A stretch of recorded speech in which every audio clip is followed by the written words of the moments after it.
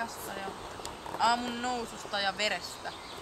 Sodasta, joka oli tulossa. Se oli synkkä ennustus. Siinä oli toivoa. Vähän toivoa. Yleensähän minä pitäisin tätä vain tarinana.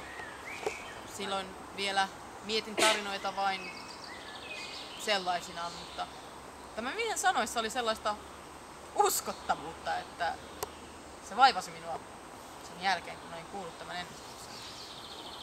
Se vaivasi minua niin, että aloin pelkäämään varjoja. Aivan kun odottaisin, että se ennustus toteutuisi siinä ja silloin. No niin, kaikki ylös ja lähtee liikkeelle.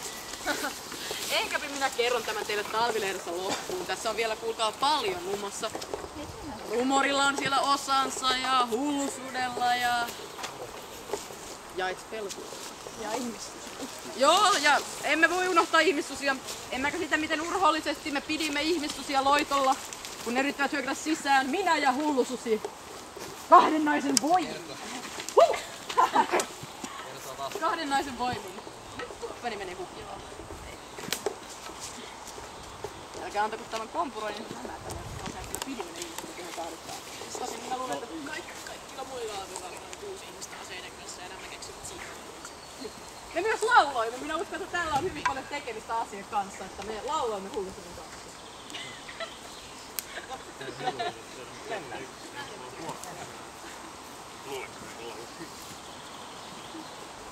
Minä olen pardi, joka ei laula.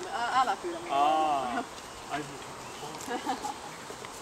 Jättikö se? Ja meillä näyttää olevan eri maa. Oletteko ihan varma? Onnea tehty. Törmäämme ehkä. Jos tulet